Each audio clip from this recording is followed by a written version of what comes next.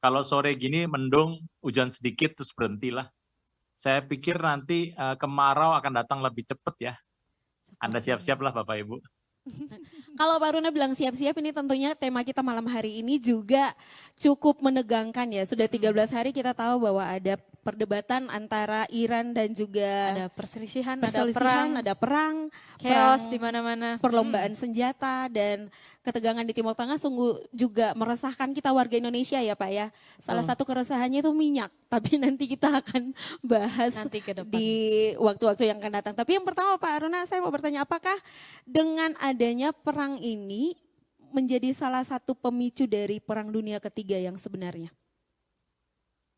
Ini kalau kita melihat di tematik kita ya, Yesaya 29 1 sampai 8 sebetulnya, 5a yang tuliskan di sana ya. Bapak Ibu kalau Anda membaca dalam Yesaya 29, saya akan bacakan. Celakalah Arya, kota tempat Daud berkemah, biar tahun demi tahun perayaan-perayaan silih berganti. Ini berarti kondisinya masih bagus, masih ada perayaan silih berganti tiap tahun, tetapi kota itu menjadi celaka. Kenapa? Aku akan menyesakan Arya sehingga orang mengerang dan mengadu, kota itu akan menjadi perapian bagiku. Akan berkemah segala penjuru mengepung engkau, akan membuat tempat pengintaian untuk mengimpit engkau, akan memberikan pagar-pagar pengepungan terhadap engkau. Jadi hari itu Israel akan dikepung oleh bangsa-bangsa. Lalu yang terjadi adalah orang Israel bertobat, maka engkau akan merendahkan diri, engkau bersuara di dalam tanah, perkataan kedengaran samar-samar seperti dalam debu, suara berbunyi seperti suara arwah dari dalam tanah, perkataan kedengaran seperti bisikan dari dalam debu. Setelah Israel merendahkan diri depan Tuhan, yang terjadi ayat 5, akan tapi segala pasukan lawan akan hilang lenyap seperti abu halus, semua yang gagah sombong akan menjadi seperti sekam yang melintas terbang. Sebab dengan tiba-tiba dalam sekejap mata, engkau akan melihat kedatangan Tuhan semesta alam. Kedatangan Tuhan, ini adalah bicara Tuhan akan datang kedua kali dalam guntur gempa suara hebat, dalam puting beliung dan badai, dalam nyala api yang memakan habis, maka segala pasukan bangsa-bangsa yang berperang melawan Ariel, semua orang yang memerangi dia di kubu pertahanannya, orang-orang yang melisahkan dia seperti mimpi dan seperti penglihatan malam-malam. Seumpama orang yang lapar bermimpi ia sedang makan, betul terjaga perutnya masih kosong. Atau seumpama orang yang haus bermimpi ia sedang minum. Waktu terjaga, sesungguhnya ia masih lelah, kerongkongannya masih dahaga, demikianlah halnya dengan segala pasukan bangsa-bangsa yang berperang melawan Gunung Sion. Bapak Ibu, kondisi peperangan ini adalah peristiwa yang terjadi setelah 7 Oktober 2003 dengan Hamas ya. Hari itu Hamas dengan Israel ribut dan kemudian terhenti, karena sebenarnya belum berhenti, itu udah gencatan senjata sudah. Sebelum berhenti masih ada peperangan di sana, tiba-tiba ada perang dengan Iran. Jadi 2025 terjadi Israel meminta Amerika untuk menghantam Isfahan, Nathan, dan Fordo, dihajar, dan peperangan itu kemudian terjadi lagi pada 28 Februari 2026. Bapak Ibu, kalau saya ditanya apakah itu akan memicu perang dunia ketiga, sebetulnya perang dunia ketiga dan keempat, kelima sudah terjadi sebetulnya ya. Tetapi kalau Anda mengatakan, ya kami ingin melihat perang seperti perang dunia kedua, ya kalau Anda melihat perang seperti itu, ya itu belum terjadi Bapak Ibu. Anda mengerti bahwa hari ini, kalau saya mengatakan sama Bapak Ibu, ada 3 tempat di muka bumi yang sangat amat berbahaya. Jadi siaganya 1++ gitu ya. Pertama di Iran, sudah dibom oleh Israel dan Amerika. Yang kedua, itu peperangan di Ukraina. Ukraina kita mengerti akan menyebar antara Eropa dan Rusia. Yang ketiga, Jepang. Bapak Ibu perhatikan Jepang. Jepang itu dalam kondisi siaga 1, sebab China sudah mengambil tindakan kalau sampai Taiwan macam-macam, Jepang disikat yang pertama. Kenapa Jepang disikat? Karena Jepang itu pro sekali untuk membantu semuanya di Taiwan. Dan Amerika punya pangkalan senjata di Jepang juga. Bapak Ibu, tiga negara ini menjadi penting kalau kita bicara akhir zaman. Jadi perang dunia itu akan dipicu nanti itu dari kehadiran perang di Iran. Ini kalau ada bertanya sama saya, Pak, berapa lama ini Iran akan selesai apa tidak? Kalau saya melihat hari ini ya, perang Iran dan Amerika Israel tidak akan lama. Memang kalau diperhatikan dari sisi Amerika dan Israel, lebih lama dari yang Amerika dan Israel pikirkan.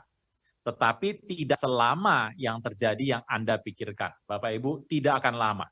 Perang ini tidak akan lama. Perang ini akan berhenti dengan cepat, perang ini akan selesai dengan cepat, tetapi Bapak Ibu, dampak perang yang terjadi itu akan lebar dan panjang. Jadi kondisinya adalah bukan perang yang lama, dampak politik yang terjadi akan lebar dan panjang. Nah, lebar panjang dari mana, Pak? Sebab ini kan Bapak Ibu mengerti ya, pada hari pertama, ini kalau Anda melihat berita, saya sarankan jangan melihat berita di Indonesia. Sebab kalau Anda berita di Indonesia, itu isinya itu 75% hoax. Hoax betul Bapak Ibu. Seperti jenderal di Israel yang berkata Indonesia diam saja, urusin negaramu, itu hoax. Tidak ada itu seperti itu. Kemudian pemboman kepada Israel. Bapak Ibu mengerti. Dari Iran itu kan rudal naik tuh, gitu. Yang dihajar negara-negara Teluk, misalnya Bahrain, Oman, Saudi Arabia juga dihajar. Uni Emirat Arab juga dihajar di sana. Bapak Ibu, waktu Israel menerbangkan rudal, itu dihajar semua. Negara itu protes kepada Iran bahwa ini tidak fair, kami tidak ikut perang, tetapi kenapa negara kami disikat? Ya, Iran bilang karena kamu ada pangkalan Amerika di situ. Lalu kalau Iran kirim rudal, itu kan terus berarti lewat Irak, lewat Syria, lewat Jordan, Bapak Ibu. Anda mengerti, Jordan sudah mengatakan saya tidak mau ikut dalam perang itu. Jadi semua rudal yang naik di langit Jordan akan ditembak, pokoknya gitu aja. Nah, Anda bisa bayangkan, rudal dari Iran pergi ke Israel, tengah jalan, dihadang, udah jatuh banyak. Di Jordan, dihabisi. Sampai di Israel, itu jumlahnya sangat sedikit sekali. Anda ngerti, punya Iron Dome. Bapak Ibu, Anda mengerti bahwa yang kota-kota di Israel yang dihajar oleh rudal, itu jumlahnya kira-kira 8. 7 atau 8. Itu kota dibombardir. Tetapi dibombardir, saya kan mengerti bahwa Iron Dome itu ada kalau 100 disikat, yang 90% kena sikat, yang 10% masuk. Nah, sisa yang masuk itulah yang terjadi, Bapak Ibu. Jadi Bapak Ibu mengerti Tel Aviv, Yerusalem, Bet Shemesh gitu ya, kota-kota di situ dihajar. Bapak Ibu, kenapa Tel Aviv bisa kena? Tel Aviv memang kena, tapi Tel Aviv kena itu tidak lebih dari 3 kali. 2 atau 3 kali saja kenanya. Yerusalem 1 kali. Di tempat yang jauh kenanya. Jadi itu berhasil dihadang. Bapak Ibu mengerti bahwa kondisi itu membuat Iran menjadi kesal dan dia mulai menghancurkan daerah-daerah di Oman gitu ya, dihajar, di Bahrain dihajar, dihabiskan.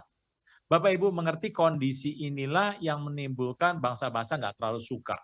Sekarang muncul sebuah metode baru. Iran mengatakan negara-negara kalau mau lewat Selat Hormuz gratis loh Bapak Ibu ya.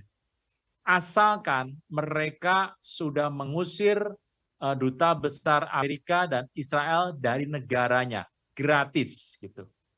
Kita tahu bahwa hari ini ada kapal minyak gitu ya, pakai benderanya adalah bendera Thailand. Pada itu adalah kapal India, bendera Thailand dihajar gitu, dihajar dan kena itu di Selat Hormuz. Bapak Ibu, kalau saya melihat semua ini, peperangan itu tidak akan lama. Hari pertama, Iran melempar dan melawan rudal Israel dan Amerika dengan 800 rudal. Waktu dihajar dan itu banyak sekali yang kena tuh, banyak. Tetapi Bapak Ibu lihat hari ini, kalau Bapak Ibu lihat kemarin dan hari ini, berapa rudal yang diterbangkan oleh Iran? Jumlahnya turun. Tidak lebih dari 30. 800 hari pertama, turun terus sampai hari ini 30. Bapak Ibu, Anda sudah mengerti apa yang terjadi. Bapak Ibu jangan membaca berita-berita dari IG, dari apa berita-berita orang Indonesia banyak, karena kebanyakan sudah setting ya, di setting. Bapak Ibu dengarkan berita dari luar negeri. Nah, Bapak Ibu yang terjadi hari ini adalah seperti itu. Kalau Anda bertanya sama saya, apakah ini perang dunia ketiga? Ini adalah pemicu ke depan perang yang besar di muka bumi yang saya tunjukkan bahwa perang dunia ketiga itu sudah terjadi, tapi kalau Anda bilang belum, ya oke. Tetapi Anda bisa melihat Yesaya 38, itulah perang. Jadi Iran kelak akan bergabung bersama Rusia, akan menyerang Israel. Bapak Ibu, kita harus berdoa. Apa yang harus dibuat orang Kristen hari ini? Berdoa, berdoa, dan berdoa. Sebab Anda mengerti ya Bapak Ibu, dampak perangnya itu besar sekali. Anda tahu, Anda sudah baca koran, sudah baca berita, 43. Jadi yang meninggal bukan Ali Khamenei, bukan saja Ali Khamenei, tapi anak, cucunya, bahkan menteri pertahanannya, tokoh-tokoh besar dalam dunia perang, 43 meninggal semua. Dihajar oleh rudal. Hari ini, setelah Netanyahu 3,5 hari, 4 hari lah hari ini, tidak muncul dan diisukan Netanyahu sudah meninggal, ternyata hari ini Netanyahu muncul lagi di berita. Netanyahu sudah keluar, dan itu saja berita Netanyahu berpidato begitu, dan itu diambil, kemudian pakai AI diganti. Jadi ada jarinya itu ada 6, Bapak Ibu. Jadi bukan 5 begini ya, tapi 6 gitu. Dan ini orang mengatakan itu AI. Bapak Ibu, peristiwa itu Netanyahu benar-benar tampil gitu ya, bukan AI. Jadi dia tampil dan dia bicara. Sebetulnya peristiwa ini kenapa agak lama, Bapak Ibu? Sebab di pihak Amerika dan Israel terjadi perdebatan yang tidak perlu. Jadi perdebatan terjadi antara negara-negara Teluk yang punya pangkalan Amerika di sana, juga terhadap Israel sendiri. Jadi Israel dengan Amerika itu tidak terlalu cocok begitu. Amerika mengatakan dia sudah membantu Israel dan ingin menarik pasukannya. Tapi Israel mengatakan belum ini, karena ini saya belum mati, belum kalah gitu. Karena Mojaba, pengganti Ali Khamenei, adalah anak nomor 2 Khamenei yang bernama Mojaba Khamenei. Nah, dia meminta supaya Amerika membunuh dulu tokoh-tokoh besar yang menjadi terpilih sekarang duduk di pemerintahan, termasuk presiden duduk di sana. Bapak Ibu, permintaan itu dipandang sebagai sebuah hal yang sedikit sulit bagi Amerika, dan mereka agak tidak setuju dalam sebuah peperangan ini. Kenapa seperti itu? Bapak Ibu tahu, peperangan yang terjadi 28 Februari adalah perang di antara tidak ada persiapan-persiapan sebelumnya ya, hajar langsung. Sebab tujuan perang ini untuk mengganti rejim.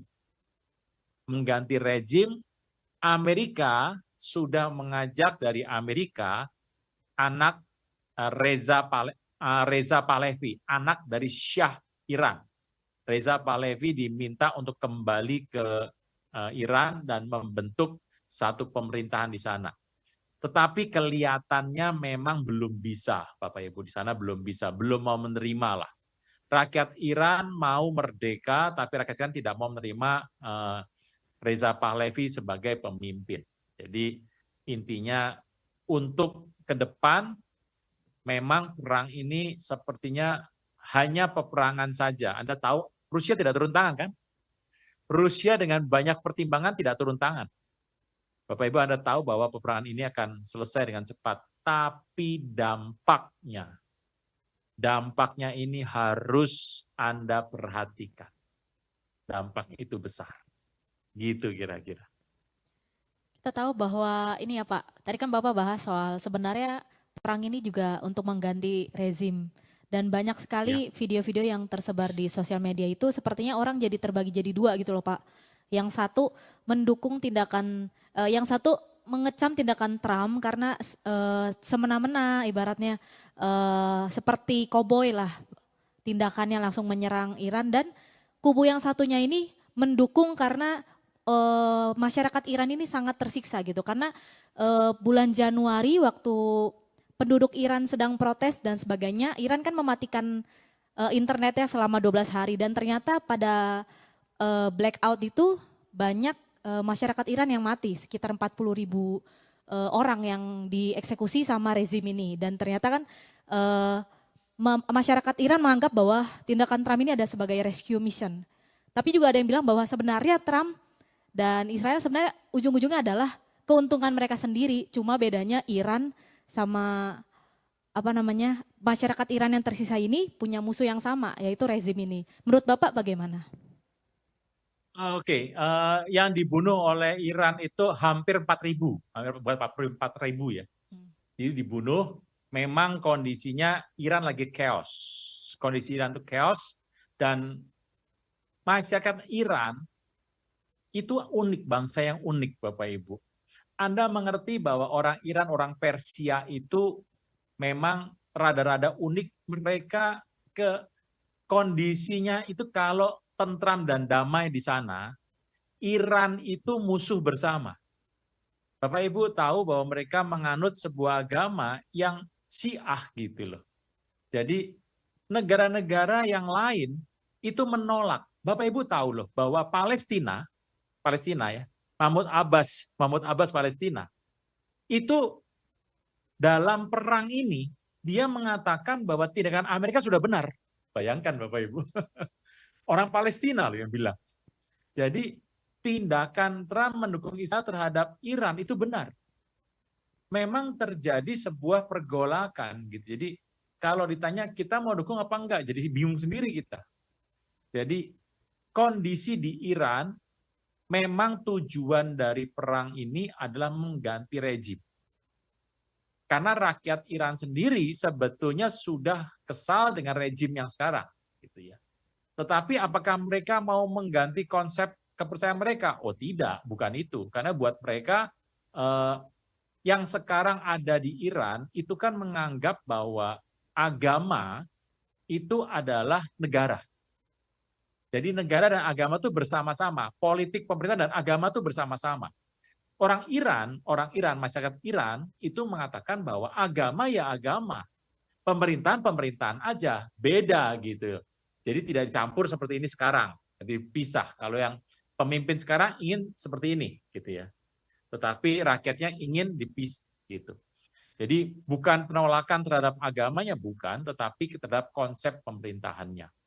Bapak Ibu, kondisi ini menurut saya akan selesai dengan cepat lah. Nanti yang belakangan akan muncul dari kondisi ini, Selat Hormuz. Selat Hormuz itu kalau kondisi seperti hari ini dan tidak dibereskan, Bapak Ibu tahu ya, minyak di negara kita katanya kan kita cuma bertahan 21 hari. Ternyata tuh bukan 21 Bapak Ibu. Jadi kita bisa bertahan itu 70-80 hari. Bisa itu kita. Tetapi kondisinya adalah ini waktu perang besar, masyarakat Indonesia Indonesia nonton gitu ya. Yang terjadi justru penonton ini, waduh, emosinya naik turun. Kita ribut ini, seru ini. Melihat peperangan itu. Peperangan itu muncul di berita, di TikTok, dan hoax-nya masuk semua, numplek di sana. Tetapi orang Indonesia kan supaya rewel begini ya, mereka harus lihat loh. Ini Indonesia itu sedang di dalam sebuah simalakama. Kita tergabung di BOP, Board of Peace, jadi Dewan Perdamaian Dunia, yang berisi Amerika, Israel, Indonesia, negara-negara di Teluk, di Timur Tengah gitu ya, itu negara-negara untuk bicara yang bagus soal Gaza. Jadi Gaza tidak lagi Hamas, tapi Gaza mau bicara yang baik soal pertumbuhan Gaza ke depan. Nah, tetapi 10 hari setelah pembentukan BOP, itu Amerika dan Israel menghajar Iran. Nah, Indonesia kan ada di BOP gitu loh. Nah, Indonesia harus keluar atau tidak? Itu si malakama buat Indonesia. Sebab Indonesia ini kan menganut politik yang bebas aktif. Tidak memihak ke kiri, tidak memihak ke kanan. Tidak memihak blok satu dan blok lain. Indonesia ini adalah negara yang pokoknya semua baik sama Indonesia. Tapi Bapak Ibu tahu bahwa kondisi ini sempat juga membuat Indonesia terpojok. Gitu ya. Apakah kalau Presiden Prabowo menjadi mediator akan diterima? Gitu.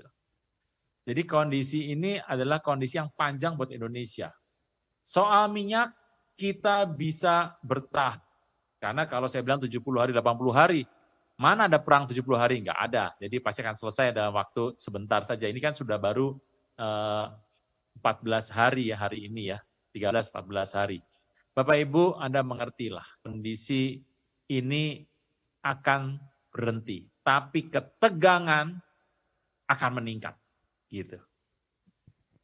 Baik Pak, berarti jangan-jangan sebenarnya presiden kita mungkin tadi mau membiarkan Indonesia join ini untuk cari aman. Tapi ujung-ujungnya malah jadi serba salah gitu. Karena di Selat Hormuz itu kan juga dibatasi kan Pak. Kayak beberapa kapal dari negara-negara yang punya pangkalan militer Amerika aja kan nggak boleh ditembakin. Berarti kan kita juga serba salah gitu jadinya. Ya, kita punya masalah. Ini kan minyak negara-negara yang minyak yang di Asia itu kan lewatnya Selat Hormuz ya. Kita belum ada kenaikan karena masih pakai cadangan. Tapi cadangannya bisa berapa lama? Kita punya prediksi kalau ini naikin harga, maka Indonesia mungkin akan membeli dari China. Bapak Ibu tahu dari China punya cadangan yang besar sekali minyak. Amerika, China besar. Dan kalau ini, kalau ke Rusia kan Indonesia sudah nggak bisa ya. Indonesia kan pernah toh. Waktu mau beli sama Rusia, Amerika sikat dengan tarif yang tinggi. Jadi ke Rusia harganya lebih murah, tapi barang-barang lain lebih tinggi. Jadi Presiden Prabowo juga mundur. Kelihatannya akan membeli dari India atau ya India dari China, Bapak Ibu. Kita tunggu saja ya bagaimana kondisi ini. Tapi ini adalah kondisi yang sulit buat Indonesia gitu. Nah, justru tengah-tengah sulit kan begini, ini rakyat ini mulai rame. Bapak Ibu tahu di Indonesia ada sebuah berita yang baru muncul bahwa 3, 6, 4 bulan ke depan Indonesia ini akan mengalami kegoncangan sebab kondisinya adalah kondisi ini pemimpin di atas ini, rakyat itu nggak suka dan rakyat menyerang pemimpin ini. Akibatnya ini ada timbul masalah di sini. Apakah berita ini benar apa tidak? Menurut saya sebaiknya Anda bersiap-siap saja. Anda bilang tidak, sudah terjadi. Tapi Anda bilang terjadi juga tidak pernah diberitakan begitu ya. Jadi kondisi ini pemimpin di sini, rakyatnya mulai nggak setuju dengan pemimpin, apa yang dibuat oleh pemimpin. Anda mengerti bahwa tindakan dibuat oleh pemimpin ini ketentraman untuk bangsa. Anda bisa mengerti ini di Indonesia. Kalau sampai kita dikatakan oleh Amerika, kamu bersalah, kamu tidak mendukung kami, kamu mendukung negara-negara dari bagian timur gitu ya, lalu dibom, waduh Bapak Ibu, masalahnya berat banget itu Bapak Ibu bagi Anda dan bagi saya. Anda harus berdoa untuk ini. Cukup berat ya Pak Aruna ya. Tapi kalau kita lihat dari video yang saat ini Pak Aruna, bagaimana tanggapan Pak Aruna? Just minutes ago, Iran's new supreme leader has delivered his first message since taking office. According to Iranian state television and Arab news, Mojtaba Khamenei, the newly announced supreme leader of Iran, addressed the nation in a message broadcast on state TV. In the statement, Mojtaba Khamenei said he learned about his election as supreme leader through the announcement made by the Assembly of Experts, the body responsible for appointing Iran's top religious and political authority. During the message, he called for continued retaliation in the ongoing conflict and warned that Iran could open additional fronts against its enemies if the war continues. He also referred to casualties inside Iran, including school children reportedly killed in Manab, saying that the blood of all Iranians who died would be avenged. In the same message, he called for the closure of the Strait of Hormuz, one of the world's most critical maritime trade routes. Khamenei also expressed gratitude to groups he described as part of the resistance front, including forces in Yemen, Hezbollah in Lebanon, and armed groups in Iraq. The announcement signals a potentially serious escalation in the conflict. More reactions from regional governments and global powers are expected soon. Nah, Pak, pemimpin barunya Iran ini kan dia berharap bahwa ini akan terus naik eskalasinya. Tapi saya lihat berita tadi pagi itu bahwa Trump ini sudah memulangkan banyak prajurit gitu. Dia bilangnya sih sekitar 7.000, tapi ada yang bilang lebih dari itu.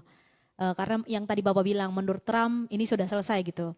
Tapi menurut Israel belum. Nah, menurut Bapak gimana? Karena kan berarti ada perbedaan pendapat, terus Iran juga masih dia maunya harus benar-benar hancur gitu, yang sudah menyerang dia untuk membalas dendamnya si Iran ini, pemimpinnya dibunuh. Menurut Bapak bagaimana? Ini, Anda kalau melihat perang Iran ini ya, Anda coba lihat baik-baik. Yang gampang Anda lihat saja. Apakah betul yang dibombardir sama Iran ke tengah dari Iran itu bombardir roket-roketnya sampai betul ke Israel? Jumlahnya terlalu sedikit. Jadi orang Israel masuk ke dalam bunker di bawah memang. Tapi hanya beberapa saja. Kebanyakan masih di rumah-rumah. Yang kedua, roketnya jatuh di tengah kota apa tidak? Bapak Ibu, di tengah kota hampir tidak ada.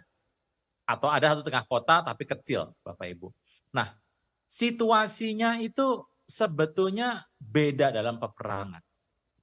Tujuan Amerika dan Israel adalah mengganti rejim. Rejim yang dipilih oleh orang Iran sekarang masih keturunan dari rejim lama, gitu ya. Tapi Bapak Ibu Anda lihat baik-baik.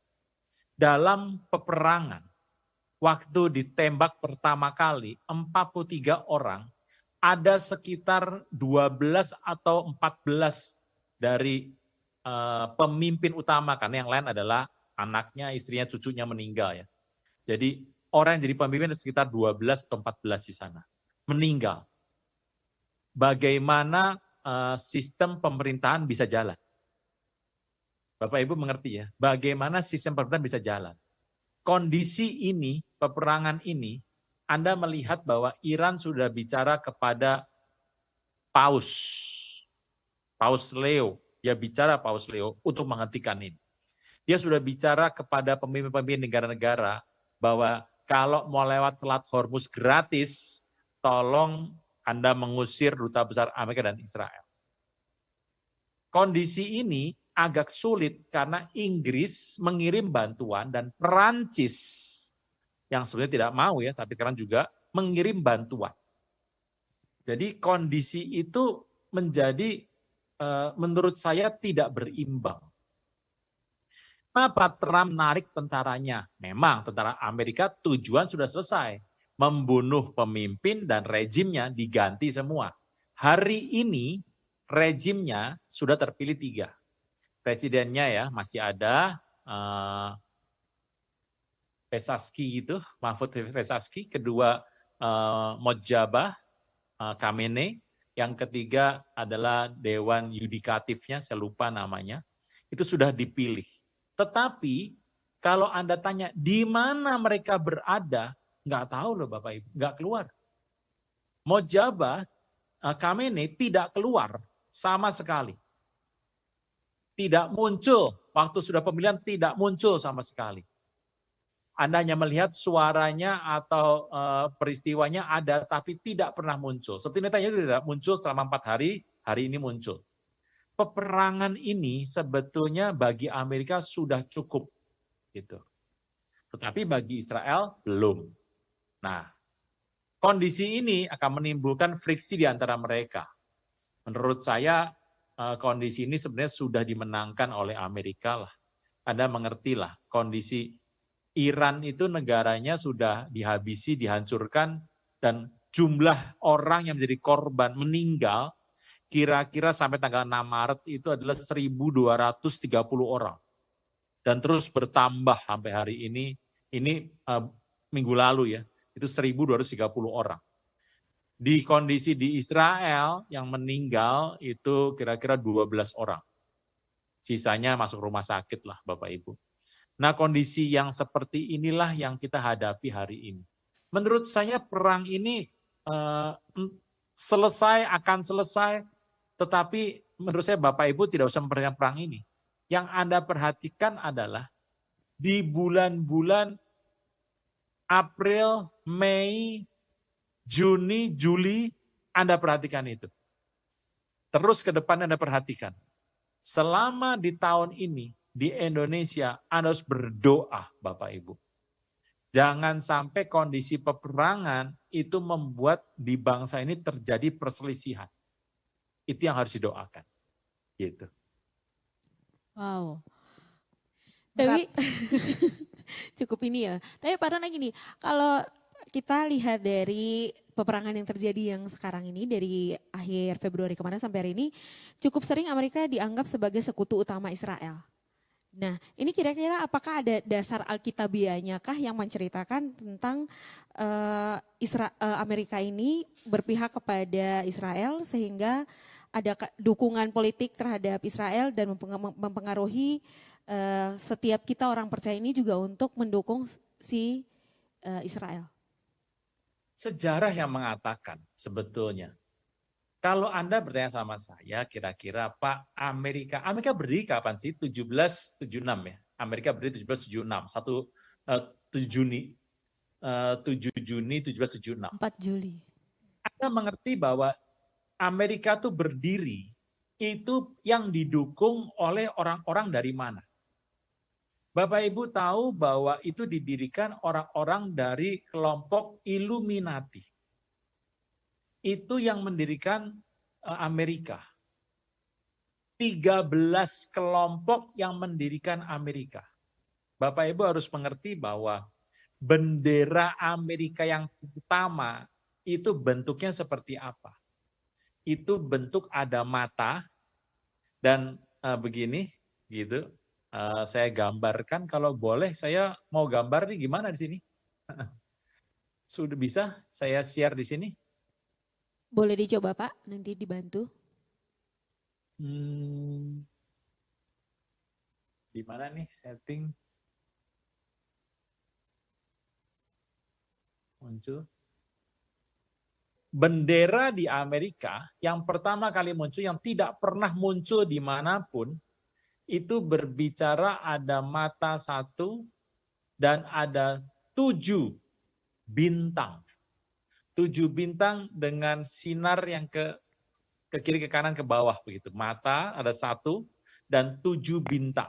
Oke, Pak Runa mohon maaf Peristiwa saya gambar putus ya, sebentar. sudah bisa. Di Zoom kameranya Pak Runa masih belum terlihat. Oke, ini di sini. Sebentar lagi Nah, mencari ya. sudah bisa digambar Pak Runa. Belum bisa saya, oke. Oke, ini kelihatan ya? Iya, kelihatan Pak. Kelihatan? Oke. Ini ada mata di sini. Gini. Terus ada bintang, ada 7.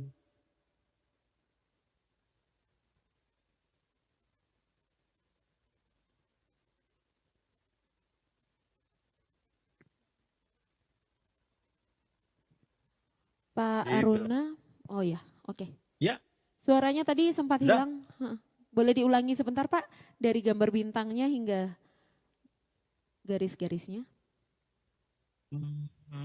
Saya ulang kembali sebentar.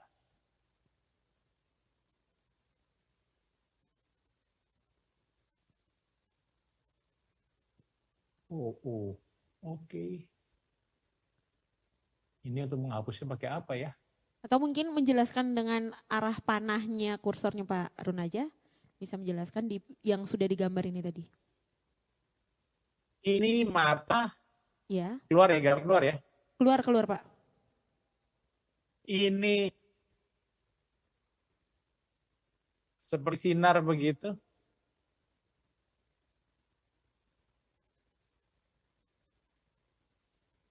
Ini ada 7 bintang nih, 7 bintang.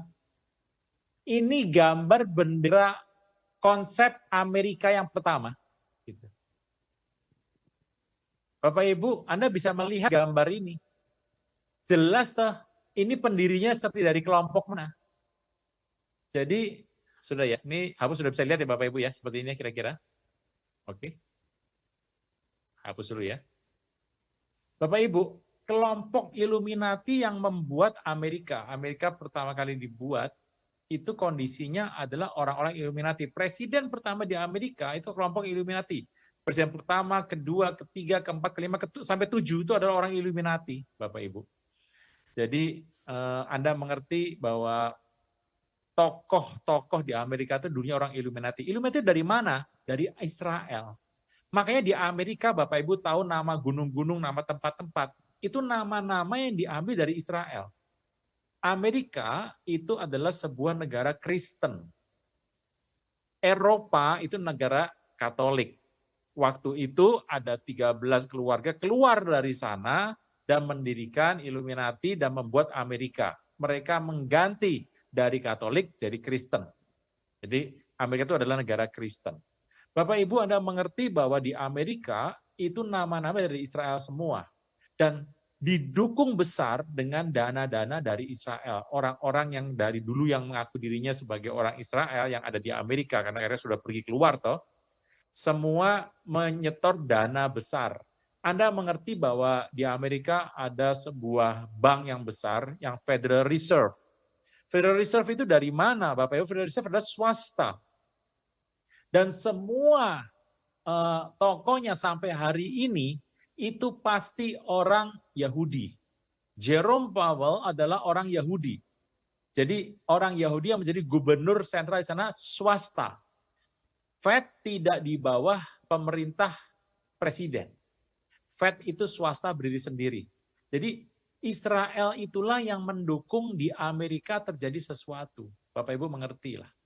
Jadi kalau saya tanya kenapa orang Amerika adalah pendukung dari Israel dari zaman dulu. Ya sudah pasti, karena negara itu adalah negara bentukan orang Israel sebetulnya. Yang lari dari Israel dan membuat sebuah negara. Bapak Ibu, kondisi itulah, saya sudah pernah jelaskan itu di mana ya, di acara ini juga, tapi di waktu-waktu yang lampau ya, sudah pernah ada. Bapak Ibu, saya mengerti bahwa orang Israel itu membentuk Amerika, Amerika menjadi negara besar. Tujuan Amerika adalah mendukung Israel. Anda mengerti presiden di Amerika itu dipilih adalah bahkan sebuah dewan besar yang isinya adalah tokoh-tokoh pengusaha-pengusaha besar yang terkait dengan Israel. Bapak Ibu mengerti. Nah, hari ini kalau saya ditanya, kenapa Amerika menjadi pendukung Israel? Ya karena Amerika besar oleh karena Israel. Gitu. Berarti kita bisa melihatnya itu sebagian dari rencana menuju akhir zaman juga Kak Pak? Iya. Bagian. Anda tahu sejarah pembentukan, Anda baca bukunya sejarah pembentukan Amerika, itu adalah melihat bagaimana sebuah rencana Israel melihat masa depan. Israel, Anda tahu Israel itu penemu-penemu yang bagus, yang Anda tahu penemu Nobel di Amerika, itu 25% orang Israel. Dan sisanya 75%, itu 80%-nya keturunan dari orang Yahudi. Bisa bayangkan itu Bapak Ibu. Itu Nobel. Jadi Israel itu negara yang orangnya pintar dan punya rencana ke depan membangun sebuah bait suci yang ketiga yang sering dikatakan teman-teman nih loh. Bait suci ketiga di Rame dikatakan mau ada lembu merahnya, ya sampai sekarang belum ada ya Bapak Ibu. Itulah yang terjadi di Israel. Anda mengerti bahwa kisah itu adalah kisah lama yang diulang kembali sama hari ini. Nah kalau kita lihat dari nubuatannya tentang akhir zaman, apakah memang Israel harus dibela? Israel itu kondisi seperti yang kita baca tadi. Kondisi Israel tahu mereka sudah ditinggalkan oleh Tuhan, mereka dibuang oleh Tuhan. Mereka kemudian berjuang bagaimana supaya Mesias itu datang. Mereka mempercepat Mesias datang. Mereka tahu bahwa Mesias akan datang untuk menolong orang Israel. Jadi yang dibuat mereka adalah sebuah kondisi mereka mau bikin sulit orang Israel.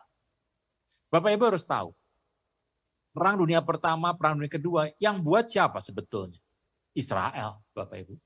Jadi mereka membuat orang-orang yang menolak untuk kembali ke tanah perjanjian. Karena tanah perjanjian adalah merupakan satu hal yang penting, ada 5 hal di sana. Tanah perjanjian yang dimiliki orang Israel, tanah perjanjian itu orang harus pulang ke sana, orang yang pulang harus ada rumah di sana, mereka harus bangun keamanan yang penting di sana, dan mereka melakukan pujian-pujian penyembahan bait suci ketiga di sana. Jadi 5 hal itu yang diinginkan orang Israel untuk berdiri dan dengan dukungan dari Amerika. Apapun yang menghalangi orang Israel untuk maju, mereka akan mengangkat senjata terhadap negara tersebut. Jadi ini Iran ini adalah bagian dari negara yang menolak Israel untuk maju. Gitu. Dan nolak ini mereka akan habisi dengan senjata. Peristiwa ini akan berlangsung terus dari zaman ke zaman sampai zaman sekarang di waktu akhir. Di mana negara-negara sudah membuat nuklir. Nah itu jadi masalah kalau sudah nuklir begini ya. Biasanya ya Pak, kalau sudah nuklir gini pasti timbul pertanyaan, akankah Iran mengalami kekalahan atau revival pada akhirnya? Ya, Iran akan kalah kelihatannya. Tetapi tidak menghancurkan Iran sama sekali ya. Jadi kondisi ini Iran akan tetap adalah Iran. Iran menjadi kalah tetapi tidak akan dihabisi sama sekali karena Anda mendengar Amerika sudah mengatakan tujuan kami untuk mengganti rejim aja. Tapi kondisi ini Israel bilang belum selesai, tapi Amerika bilang sudah selesai, begitu ya. Jadi pergantian inilah yang diinginkan terjadi. Setelah pergantian ini, nanti akan dipilih seorang pemimpin yang lebih pro kepada Amerika, gitu. Tapi katanya belum terjadi. Jadi kondisinya ya masih seperti ini. Tapi situasi di Iran, orang-orang di muka bumi itu cenderung melihat perang ini itu bermasalah. Sebab ya Selat Hormuz itu, satu itu Selat Hormuz. Anda tahulah, Iran bisa jadi negara, bayangkan, Iran itu mendapat sanksi ekonomi dari Barat. Dari tahun 79 di mana Khomeini masuk dan mengalahkan Syah Iran, di situ dia sudah mengambil tindakan untuk mengubah wajah Iran dan berseberangan dengan Israel dan Amerika. Hari itu Amerika mengatakan dia mengenakan sanksi. Disanksi berapa puluh tahun gitu. Tapi Iran masih bisa hidup dan membangun pengkayaan nuklir. Memang kondisi kemajuan Iran tidak seperti orang Barat gitu ya. Tetapi kan mustahil banget ya. Iran tuh luasnya adalah seperti Eropa. Gitu. Iran itu membangun sebuah di bawah tanah tuh membangun sebuah peralatan perang di sana. Kondisi untuk kenegaraannya, kemewahannya tidak ada di sana, tidak ada. Mereka menjual hanya minyak yang didapatkan. Jadi dari kalau kapal dari Barat lewat, gitu dibayar pada Iran, Iran juga mengambil minyak. Minyaknya Iran itu nomor 4 di muka bumi. Yang pertama adalah Venezuela, kemudian Arab Saudi, kemudian Rusia dan Iran keempat. Jadi minyak itu banyak sekali. Dengan itu saja bisa besar. Kenapa? Tidak ada korupsi di sana. Itu yang menjadi Iran menjadi kuat. Tidak ada korupsi. Itu beda dengan negara-negara lain. Gitu. Beda dengan Gitu negara sesuatu. Nah Pak, saya jadi ingat bahwa sebenarnya kan kenapa sih kok dolar selalu naik, ini kan juga salah satunya karena adanya petrodolar ya. Dari negara-negara Teluk ini semua harus ibaratnya semua orang di dunia ini kalau mau beli minyak harus menggunakan dengan dolar. Dan dolar itu yang membuat akhirnya Amerika akan terus naik dolarnya. Dan kemudian orang-orang negara-negara Teluk ini juga akan memasukkan dolar mereka ke obligasi di Amerika atau mungkin teknologi di Amerika dan masukkan lagi dolarnya ke Amerika. Jadi kan kayak sebagai Ponzi ya. Jadi kayak Ponzi ya Pak. Karena kan uang terus mengalir gitu. Dari minyak bumi mengalir menggunakan dolar masuk dan yang dolar yang masuk juga masuk lagi ke Amerika. Makanya mungkin itu yang bikin akhirnya Amerika sampai sekarang masih berjaya. Nah, ada seorang profesor yang mengatakan bahwa kalau misalnya salah satu ibaratnya dalam circle ini ada yang putus, ibaratnya mungkin ada yang menjual minyak bumi dengan tidak menggunakan dolar dan mungkin beberapa negara ikutan, negara Amerika bisa goyang karena kan dolarnya mulai tidak dipakai gitu. Dan itu bisa membuat gejolak yang besar, tidak hanya di Amerika tapi juga di negara-negara bahkan di Indonesia. Karena kan Indonesia juga masih menggunakan dolar. Ibaratnya masih dolar ini masih berperan juga di Indonesia. Menurut Bapak gimana? Gini, negara BRICS, Rusia, China, India, itu sekarang sudah membuat tidak via dolar lagi. Jadi tidak pakai connect pakai dolar, sudah tidak. Mereka mengconnect pakai yuan. Gitu. Jadi kalau mereka jual beli, mereka pakai uang yuan yang cenderung rendah kan. Kondisi itu menggoyang Amerika. Makanya Amerika kenapa Venezuela disikat? Venezuela itu 80% ke China. Jadi waktu diambil oleh Amerika, 80% dari China itu berhenti. Tidak masuk ke China lagi. Dengan kondisi ini, makanya ini adalah sebuah nafas yang baik bagi Taiwan, Bapak Ibu. Karena Taiwan itu kan di bawah China terus menggeram di atas Taiwan. Jadi kondisi ini menahan supaya China tidak bisa bergerak lebih banyak. Venezuela diambil. Nah, Amerika juga ingin mengambil Kuba. Ini setelah Iran selesai, Amerika berkata, Kuba hati-hati. Jadi Amerika mau sikat semua negara, yang penting kembali untuk menggunakan konsep dolar lagi. Amerika bisa besar kalau dolarnya kuat. Kenapa dolar itu sudah lemah di mana-mana? Sebab dolar itu dibuat tanpa membuat emas sebagai cadangan. Jadi kondisi itu sudah memperparah dolar. Rusia sudah cenderung tidak mau pakai dolar, China tidak mau pakai dolar, negara India sudah tidak mau pakai dolar. Negara-negara yang ada di timur sekarang sudah melepas dolar sedikit-sedikit gitu. Amerika tahu. Indonesia ini ada masalah. Indonesia bagaimana? Indonesia sebetulnya waktu itu kita kan melihat bahwa Rusia tuh baik. Kita ngambil sana lebih murah, harganya lebih murah daripada dari Amerika. Tetapi Amerika kasih warning, kalau Indonesia ngambil dari Rusia, kita kenakan tarif yang tinggi atas barang-barang yang ada di Indonesia. Tarif tinggi atas barang-barang Indonesia yang ada di Amerika. Itu kalau Anda terjadi seperti itu, wah itu gempar Indonesia.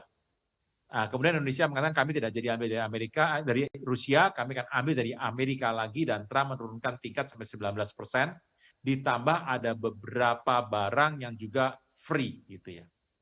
Hari ini pemerintah Amerika dari judikatifnya sudah mengeluarkan dia menolak semua tarif Trump.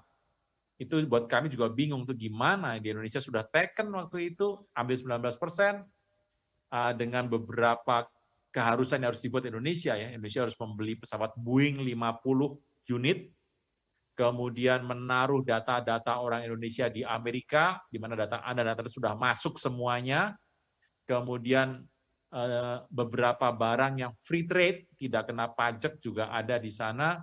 Anda mengertilah dalam kondisi ini sebetulnya pemerintah itu mengambil tindakan yang paling lurus, paling gampang lah sebetulnya. Tapi memang kalau orang kritik kan banyak ya Bapak Ibu. Nah, Amerika mendukung jadinya sebuah orang tuh membeli dari Amerika. Makanya untuk memperbesar pasokan ini, Amerika menginvasi Venezuela, Iran, kemudian disikat, semua negara disikat.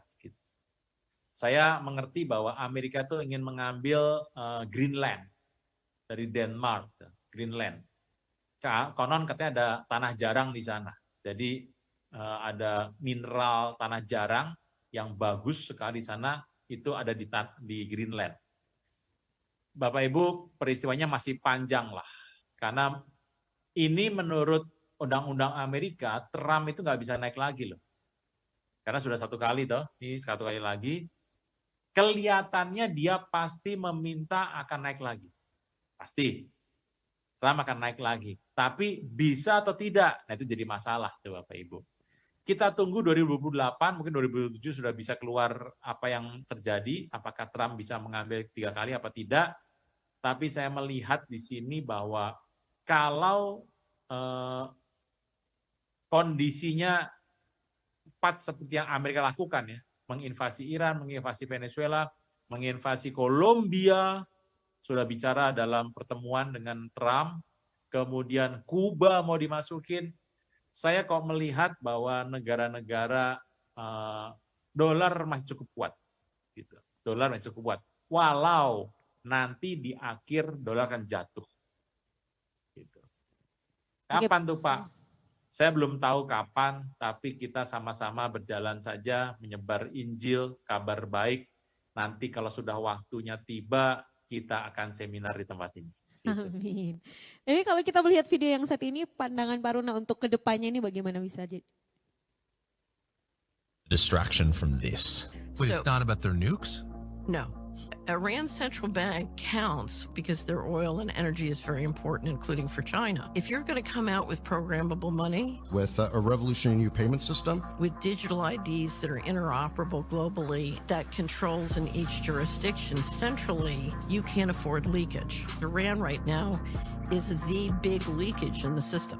Now, Larry Fink and BlackRock have said we need to move very rapidly. They're planning on trading all stocks and bonds using tokens. All investments on a tokenized platform. What it means is this is going to be, we have one common blockchain. You know, potentially $100, $200, $300 trillion market. $100, $200, $300 trillion market. The wars, the Epstein files, the aliens, AI, it's all to keep you from the truth. The power brokers are trying to preserve US dollar dominance at any costs. All the value is converging into precious metals and soon the digital rails. Put your faith in God and He'll handle the rest. Nah, gimana Pak menurut Bapak? Jadi gini, Wow. ini panjang cerita sebetulnya, ini nyambung semua kok. Kita bahas Epstein tuh kapan ya? Bulan lalu ya? 2 minggu lalu lah, ya bulan Februari. Bulan lalu ya, Jeffrey Epstein. Bapak Ibu tahu Jeffrey Epstein ya? Jeffrey Epstein itu ada banyak yang terjadi, ada 3 juta lembar dari email, ditambah 180.000 foto, 2.000 lebih video. Anda bisa dapatkan membaca itu semua, tapi isinya betul mengerikan sekali. Jeffrey Epstein itu adalah, kalau saya bilang ya, karena dia itu punya pacar namanya Ghislaine Maxwell. Ghislaine Maxwell itu punya ayah Mossad, itu tokoh Mossad. Orang bilang Jeffrey Epstein adalah Mossad, kemungkinan benar. Sebab waktu meninggal 2019 itu ternyata di mayatnya, ada lihat fotonya ya, di mayatnya tidak ada tatonya, tidak ada, CCTV-nya mati semua, dan pintu 3 atau 4 ya, pintu rusak. Jadi setelah dikubur, kemudian 7 tahun kemudian 2026 Februari, tiba-tiba fotonya bersama 5 orang nyebrang jalan ada di Israel. Dan saya udah khotbahkan itu, waktu saya udah khotbahkan ternyata 2 minggu kemudian keluar foto baru dari Epstein. Jadi apakah saya sudah meninggal apa belum? Saya nggak tahu lah kondisinya begini ya. Peristiwa itu ditambah dengan dia kan membuat banyak hal. Di muka bumi diatur semua oleh dia. Dia adalah investor, ahli investasi yang bagus bersama dengan Trump, Clinton, kemudian Elon Musk, kemudian tokoh-tokoh seperti yang sudah meninggal, yang sakit itu, siapa yang di kursi roda, tokoh fisika, itu aja juga di sana, Bill Gates juga di sana, banyak sekali tokoh-tokoh. Jadi isinya adalah peristiwa yang sebetulnya nggak tahu cocok kita ngomong di sini ya. Itu dia buat semuanya sampai ke film-film di muka bumi, peristiwa-peristiwa pembuatan di muka bumi, bahkan sampai Olimpiade, itu di bawah kendali dia. Nah, waktu itu sebetulnya Anda mengerti bahwa Israel itu sudah meminta kepada Obama 2 kali untuk Obama membantu Israel menghajar Iran. Itu terjadi zaman Obama 2 kali dan Obama menolak itu. Yang terjadi adalah setelah dia tolak, nggak terjadi apa-apa, kemudian terpilihlah Trump. Trump naik, dia dengan cepat meluruskan permintaan Israel untuk mengganti ibu kota dari Tel Aviv ke Yerusalem. Itu bagus sekali dan membuat perdamaian. Dia pilih ada 6 negara berjanji perdamaian dengan Israel. Dari 6 itu 4 sudah menolak keluar. Waktu Israel ribut dengan Hamas.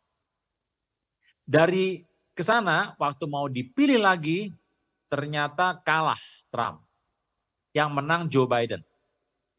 Joe Biden dibunuh. 2019 mati. Kok Bapak tahu? Ya. Siapa yang bilang Pak? Jeffrey Epstein. Dia bicara dengan banyak tulisan-tulisan, dia mengatakan orang Presiden Amerika itu sudah meninggal. Yang menggantikan siapa? Cloningnya. Makanya Bapak Ibu melihat ada banyak isi dari sebuah, Bapak Ibu melihat video-video, pidato-pidato, semua itu aneh semua kondisinya. Jalannya aneh, bicaranya aneh, kulitnya juga aneh, ada banyak janggalan-janggalan di sana. Kalau Jeffrey Epstein mengatakan sudah meninggal waktu itu. Bapak Ibu, yang terjadi kemudian Trump naik lagi. Israel mengajukan lagi supaya Amerika mendukung Israel. Akhirnya Amerika setuju. Dihajarlah 3 tempat, Isfahan, Nathan, dan Fordo. Setelah dihajar itu, Amerika bilang cukup, karena kan kami hanya mau membuat supaya pengkayaan nuklir itu berhenti kan. Tapi Israel tidak mau. Israel memohon untuk Amerika turun tangan, dia tidak mau. Dan apa yang terjadi? Israel mengatakan sesuatu akan terjadi. Gak berapa lama, Jeffrey Epstein keluar. Beritanya, dibuka.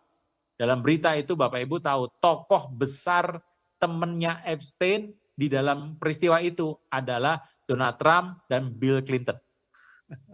Kondisinya, waduh Bapak Ibu, memalukan luar biasa. Isinya benar-benar hal yang luar biasa. Bapak Ibu tahu, jumlah anak-anak yang diambil dan hilang di zaman Jeffrey Epstein itu 1.000 lebih Bapak Ibu. Itu membunuh anak yang bayi itu pegang gitu aja, kepalanya potong gitu. Waduh, ngeri sekali Bapak Ibu. Oleh karena itu keluar, rakyatnya rame itu nuduh, hari itu Trump mengatakan, oke, saya setuju untuk menghajar Iran. Waktu Iran dihajar, peristiwa Jeffrey Epstein berhenti. Waktu dihajar ini habis, mereka berhenti dan Israel masih meminta sama Amerika jangan keluar dulu. Tetapi Amerika mengatakan kami sudah cukup. Bapak Ibu harus mengerti bahwa kondisi peperangan itu akan membuat harga minyak tuh naik. Anda mengerti ini minyak sudah naik nih. Kebetulan di kita sudah naik beberapa ratus. Tetapi Bapak Ibu tahulah, di Malaysia itu harga minyak tuh murah. Karena Bapak Ibu tahu Indonesia itu tidak bisa mengolah minyak. Kita mengambil minyak, kita ekspor. Diekspor di Singapura, kemudian Singapura keluarkan, dikirim ke Indonesia lagi. Jadi kondisinya di Indonesia itu hanya mengambil minyak mentah saja. Ya konon katanya ada korupsi di sana, ya saya nggak tahu lah. Nah, peristiwa di sini itu membuat orang di Indonesia berpikir, kalau perang ini lama, pasti naik, pasti naik. Presiden Indonesia sudah berkata kita tidak memihak kiri dan kanan. Tetapi Iran tidak mau. Iran meminta supaya semua negara yang mengeluarkan seorang duta besar Amerika dan Israel dari negaranya bisa lewat dengan aman. Amerika sudah menjamin. Siapa yang mau lewat, lewat saja. Karena kapal-kapal saya akan dari atas memantau. Gitu.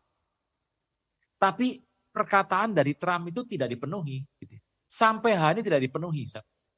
Jadi kondisinya masih tangan Iran. Dan Iran mengatakan negara yang setuju dengan Iran, silahkan lewat. Kalau tidak setuju, jangan lewat. Indonesia sebetulnya 3 hari yang lalu, jadi ini adalah hari Selasa ya berarti ya, Selasa. Pak Yusuf Kalla, mantan Wakil Presiden 10 dan 12, sudah bernegosiasi kepada Duta Besar Iran. Hari itu disepakati bahwa Indonesia adalah negara yang tidak memiliki hak, kita ini bebas aktif, kita tidak memiliki kiri, tidak memiliki hak kanan. Jadi tolong diperbolehkan lewat. Tetapi peristiwa hari ini, kapal dari India yang pakai bendera Thailand dihajar gitu ya. Dan kondisi itu kan masalah sebenarnya di mana-mana. Kondisi ini itu terus berlangsung. Apa dampaknya untuk ekonomi dunia? Yang pertama, kripto. Bapak Ibu tahu kripto yang terbaik adalah Bitcoin. Kalau yang kripto yang lain ada banyak permasalahan. Bitcoin turun terus. Dari 1,5 miliar turun terus. Saya mengira bahwa masa depan Bitcoin tidak akan lama. Sebab orang kan mengira, siapa sih pendiri Bitcoin? Satoshi itu adalah nama yang pendiri Bitcoin. Tapi nggak ada yang pernah tahu Satoshi siapa, gitu ya.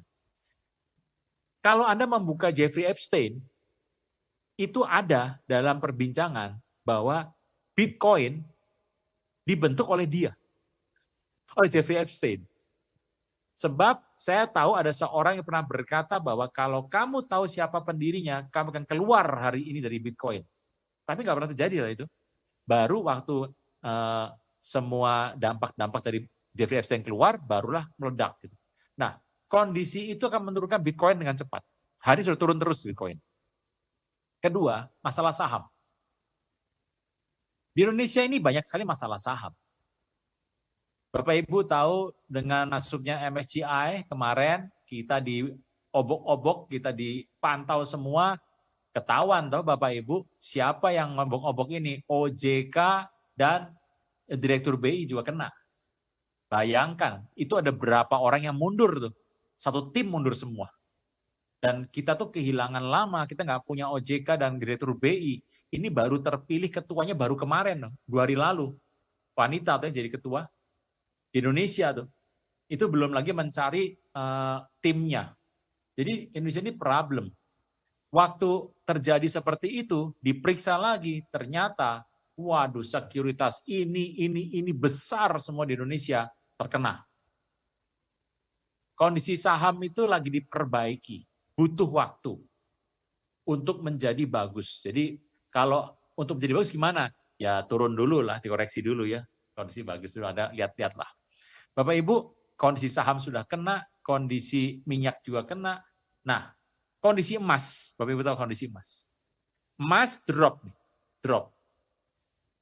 Saya tuh melihat ya, bahwa emas memang naik, harganya memang tinggi. Tetapi harga itu tidak akan seperti sebelumnya. Sebelumnya di sini. Berapa juta Pak? Mungkin kenaikannya bisa 5 juta per gram. Anda percaya boleh, tidak mau beli emas juga tidak apa-apa. Kalau saya yang penting itu penginjilan aja Bapak Ibu. 5 juta ini lagi FOMC drop. Jadi kondisi kenaikannya jatuh sekali gitu. Kenaikannya jatuh, berarti ke bawah ya, turun. Yang naik apa? Perak. Nanti di masa setelah ini, 2-3 tahun ke depan, bukan cuma perak, tapi mineral-mineral seperti tembaga akan naik juga. Nah, Bapak Ibu, kenaikan itu akan luar biasa. Kalau Anda tanya sama saya, Pak, apakah nilai mineral yang terjadi hari-hari ini, emas, perak, tembaga, semuanya itu akan naik terus? Saya katakan iya, akan naik. Tetapi ada titik tertentu di mana mereka akan jatuh. Titik itu adalah titik yang terjadi kondisinya beberapa saat sebelum bumi ini selesai. Kapan selesainya? Nggak tahu saya. Jangan tanya sama saya, Bapak Ibu. Nah, kondisi terjadi. Hari ini, di muka bumi ini lagi awut-awutan. Anda melihat Rusia dan China siap-siap. Kondisinya mereka sudah bersiap, mereka tidak akan ngelempar nuklir. Tetapi mereka menerima, jadi kalau nuklir dilempar pada mereka, dung satu kali, mereka akan pastikan bahwa tidak akan dua kali.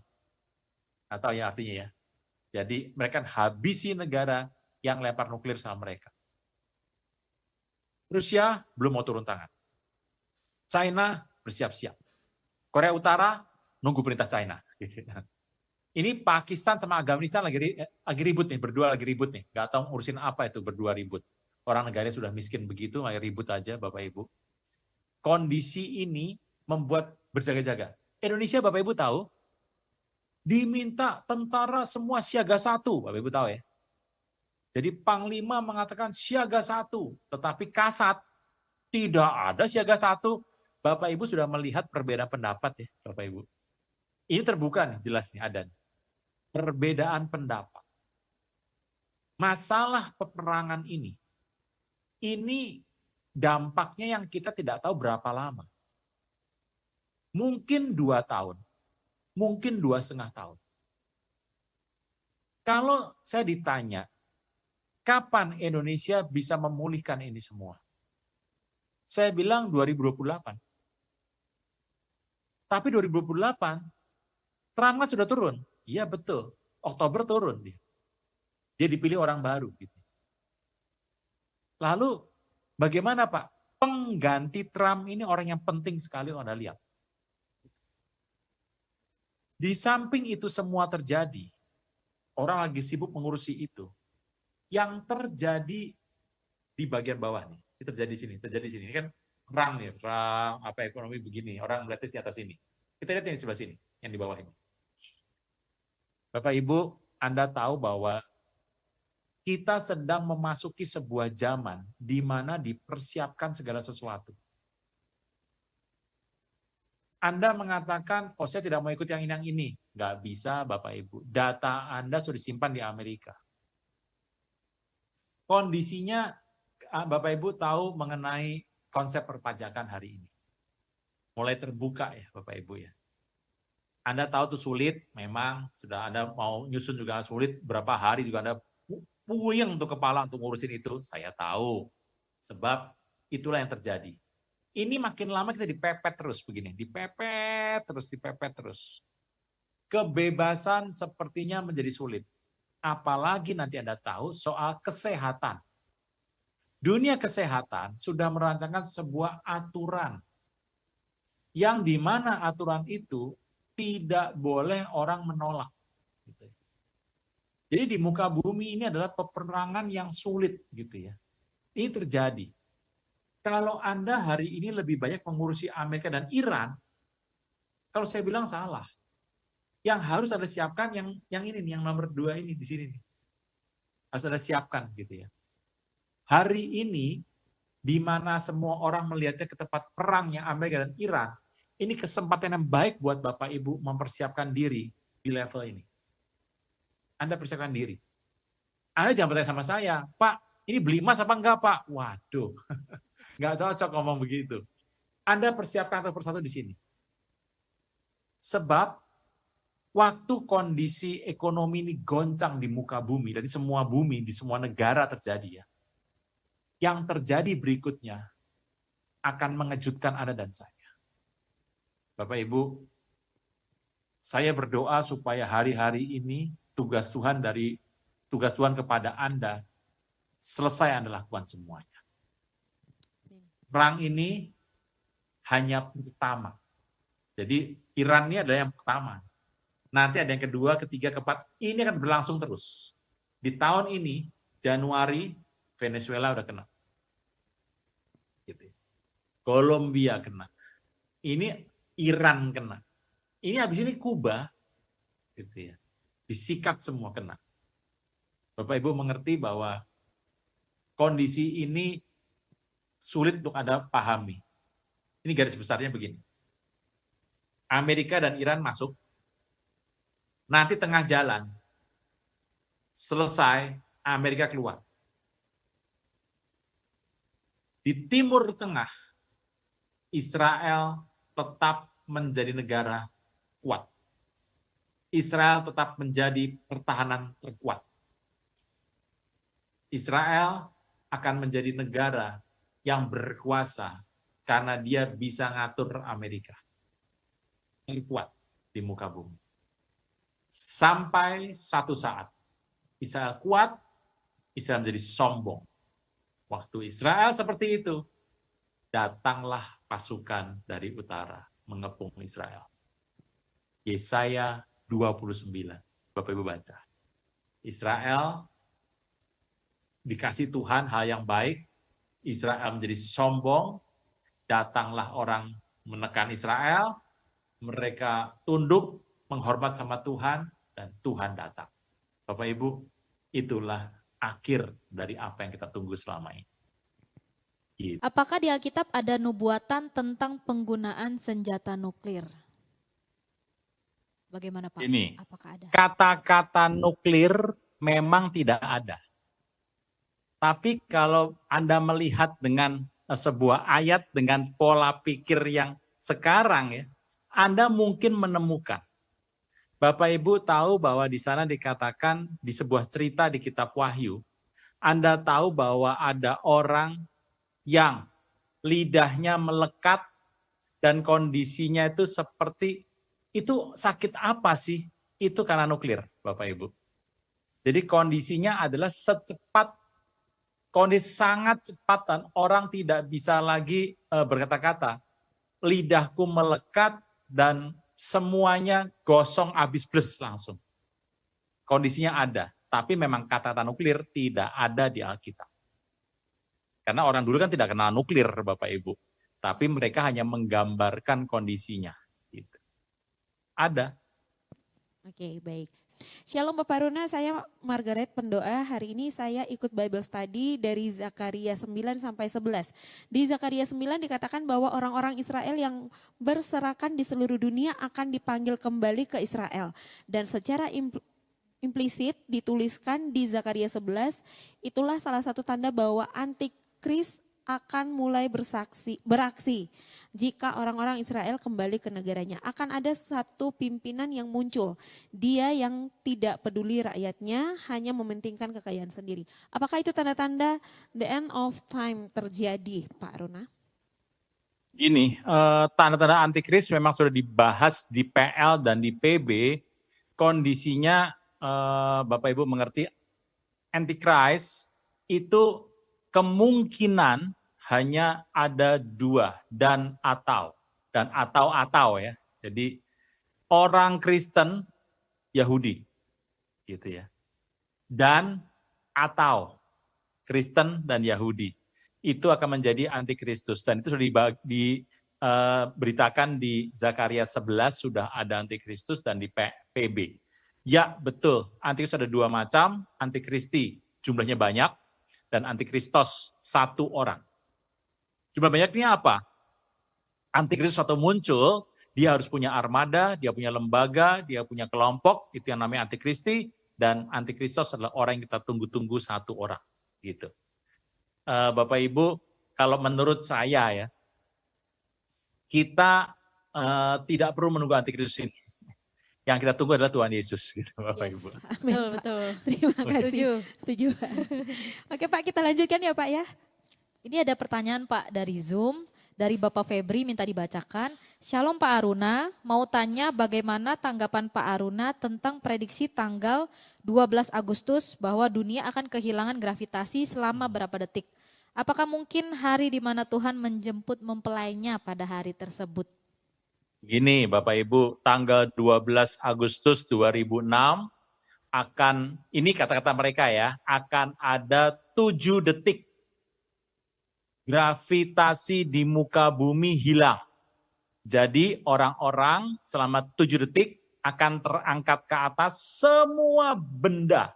Kecuali kalau Anda ikat di muka bumi, Anda ikat nggak bisa naik. Tapi kalau nggak diikat akan naik semua 7 detik. 7 detik itu kalau sebuah mobil akan naik kira-kira tingginya 30 meter.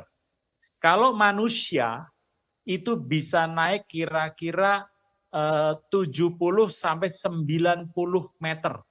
Tinggi itu, tinggi sekali Bapak Ibu. Akan naik tuh. 7 detik.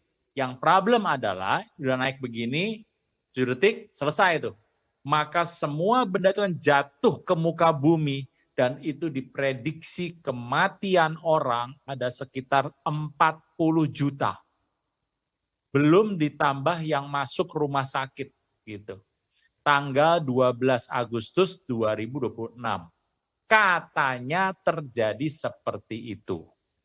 Nah, Anda tanya sama saya nih, menurut Bapak gimana? Kalau menurut saya, kalau kita melihat sulit gitu ya.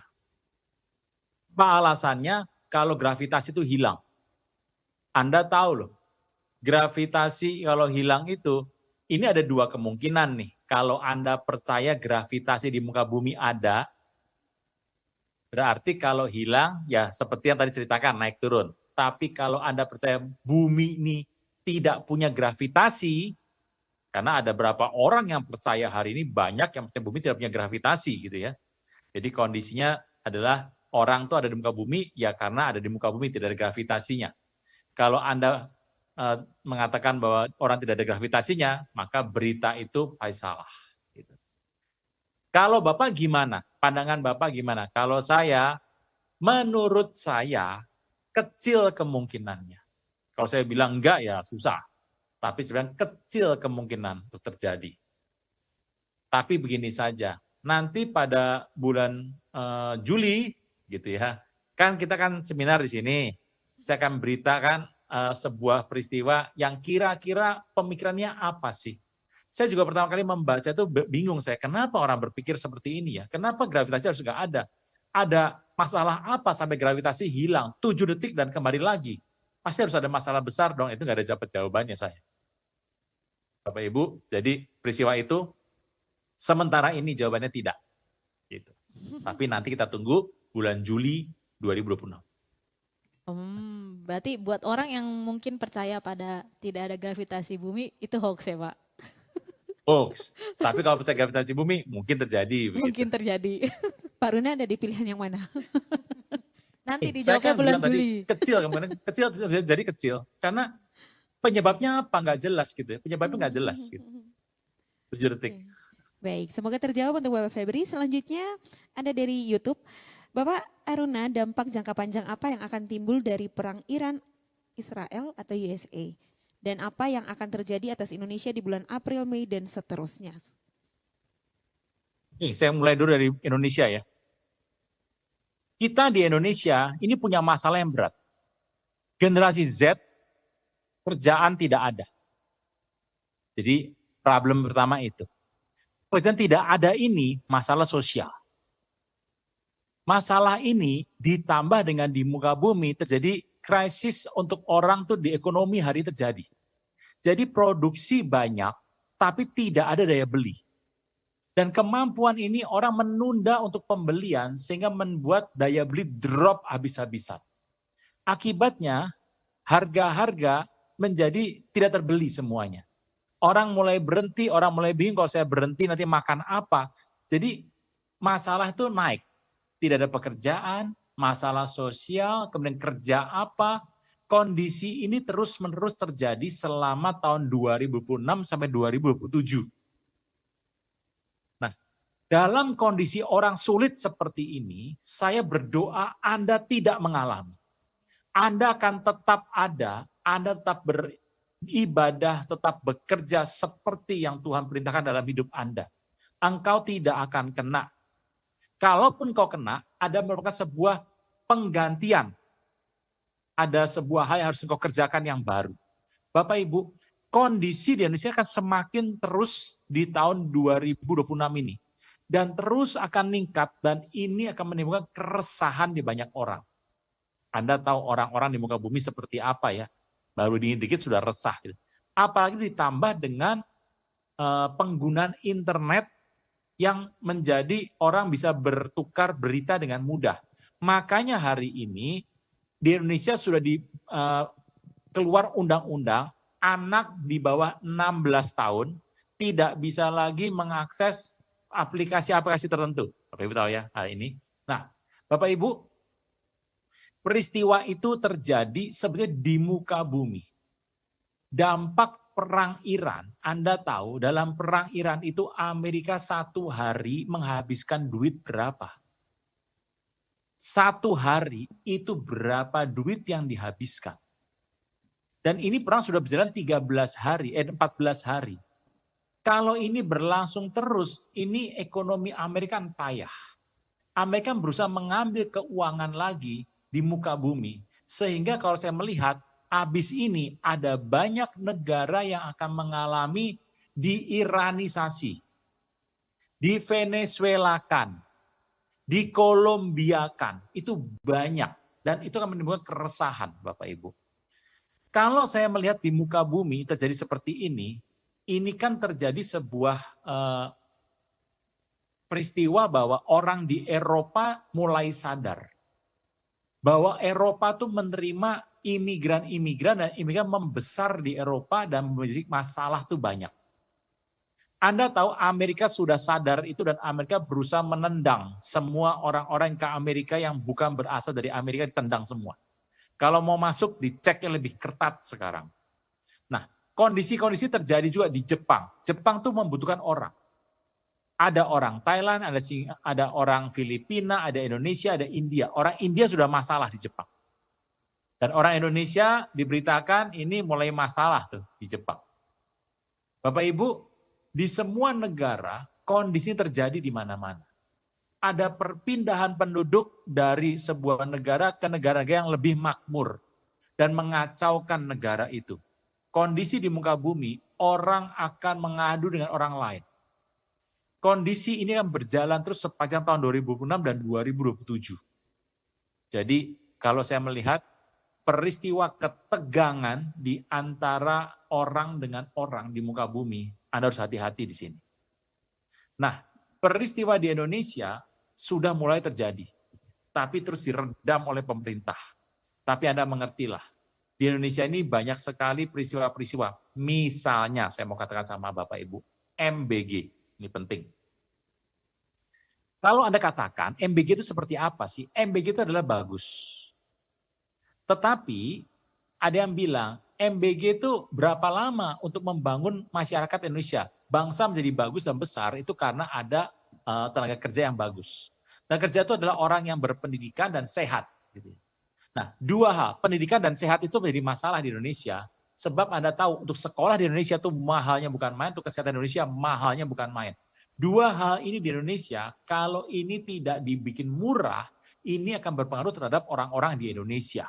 Gitu. Bapak Ibu, pemerintah sedang membuat polanya jadi murah, tetapi untuk MBG ini kita mendengar ada banyak kasus yang terjadi untuk dikorupsi, dibagi macam-macam, sehingga dana yang dipakai untuk MBG itu berkurang. Anda harus berdoa supaya program ini menjadi berhasil dan orang yang makan-makan dari MBG ini dicegah. Bapak Ibu, prinsip MBG ini itu kelihatannya ke depan, kelihatannya saya bilang, kelihatannya. Tidak bisa mengatur, jadi ini kan untuk orang itu bagus, ya orangnya bagus, kondisinya bagus, sehat gitu, di masa depan muncul orang sehat. Tapi waktu ini dihabiskan di korupsi ini, itu menjadi kesehatan pertumbuhan orang itu tidak mampu mengikuti jalur yang tepat. Gitu. Jadi ini maka masalah untuk Indonesia, Bapak Ibu. Anda harus berdoa untuk masalah-masalah di Indonesia seperti ini. Kira-kira itulah yang terjadi di muka bumi. Tapi kalau di muka bumi itu setelah ini terjadi harga-harga yang semakin naik. Sementara itu dulu. Itu dampaknya ya Pak ya? Iya. Kalau di Indonesia sendiri kira-kira berapa persen Pak dampak dalam jangka panjang itu? Kalau kita mah, kita akur-akur sajalah. Baik-baik sajalah. Jadi gini, akan jadi kayak terjadi. Di Indonesia tuh berita adalah tahap pertama. Beritanya dikan semuanya. Bapak Ibu tahu, kondisi di Sumatera di utara. Anda dengar nggak? Dengar, Pak. bahwa makan untuk mencari makan sudah susah. Betul. Bahkan sudah antri bensin. Anda nggak dengar kan? Ketutup Ya, semua Pak. Tidak ada berita yang keluar, berita nggak ada tuh. Kesulitannya adalah itu mulai kesulitan untuk orang tuh mulai sulit untuk orang mencari itu. Anda nggak dengar berita ini kan? Memang medianya Jadi, sudah diatur Pak. Iya, media itu dipegang sehingga nggak keluar berita-berita ini. Anda tahu orang tidak bekerja di generasi Z berapa? Katanya 10 juta. 10 juta. Kalau menurut saya 25 juta. Tapi beritanya mana? Nggak ada. 5 juta nggak keluar beritanya juga, 1 juta pun nggak keluar beritanya. Pernah. Itu bagusnya untuk Indonesia, begitu ya. Iya sih. Itu bagus diatur untuk mengatur masyarakat supaya nggak chaos, tapi juga jadi membuat masyarakat juga jadi nggak berempati. Tidak buka mata Ya. gitu, tidak bersiap. Ya, Gitu. ya itulah Indonesia, baguslah Indonesia. Bagus banget, oke. Pak, harus melihat, Bapak Ibu harus melihat semuanya. Kondisi yang terjadi, yang kita tahu mungkin segini, yang terjadi mungkin segini loh. Kita harus berdoa untuk ini. Kita masih punya waktu untuk berdoa. Anda harus berdoa semuanya. Jangan-jangan itu ada Pak Saya salah berdoa supaya satunya Bapak Pak. Ibu semuanya dilingkupi oleh Tuhan sehingga tidak ada masalah dalam hidup Bapak Ibu. amin. Amin. Mungkin salah satunya juga yang ini Pak, si Prabowo pernah bilang Pak Prabowo, kalau Bill Gates mulai ngelirik MBG gitu. Katanya itu sebuah program yang menarik gitu. Dia akan melirik, tapi mungkin dia akan melaksanakan nanti di bulan September. Oh, akan Karena terjadi, gini, Pak? dampak Jeffrey Epstein itu besar. Kepada Bill Gates itu besar banget. Bill Gates baru diberitakan di BW Epstein ya. Belum dibuka yang berita belakangnya. Belum dibuka nih. Dia baru dibuka beberapa saja. Bill Gates sudah bilang, saya pernah ketemu tapi saya lupa diambil di mana fotonya. Itu udah ribut tuh. Bapak Ibu harus lihat nanti yang berita yang belakangan kalau dibuka yang Anda lihat belakang. Yang mana nih Pak yang dia bahas tentang ini, COVID. Bill Gates bahas tentang COVID sama COVID si... itu sudah dibuka, udah dibuka semua. Udah dibuka tuh COVID. Udah dibuka semua, COVID udah dibuka. Bapak Ibu harus tahu bahwa COVID itu buatan dari Bill Gates bersama Jeffrey Epstein dan timnya gitu. Oke, baik. Tapi Pak ada yang bilang juga katanya sebenarnya Epstein Files yang keluar sekarang itu sudah diedit gitu. Sebenarnya ada beberapa Iya. tokoh dunia yang sebenarnya harusnya ada di situ namanya tapi dihapus. Udah ada. Gini, kalau Anda mau ngambil, Anda ngambil saja dari gmail.com. Memang sudah diedit. Yang beredar sudah diedit. Tetapi yang konteks yang aslinya masih ada. Dia baru saja mengeluarkan semua daftar orang di muka bumi yang pernah terkait dengan Epstein. Sudah keluar datanya. Dari A terus sampai Z keluar namanya. Kalau Anda membaca itu Anda kaget sekali Bapak Ibu. Baik Pak Runa, mengingat waktu tapi masih ada beberapa pertanyaan Pak Runa bisa jawab singkat saja. Dari YouTube, apa hubungan antara perang Iran versus Israel dan Amerika dengan perang Gog dan Magog yang ada dalam kitab Wahyu? Oh lain, perang Gog Magog nanti ada lagi belakangan. Ini belum Gog Magog, ini baru Iran sendirian kok. Jadi lain. Perang Beda Gog ya, Magog itu nanti Anda baca dalam Yesaya 38, itu adalah Rusia yang menjadi pemimpin dengan negara-negara termasuk Iran dalamnya. Gitu.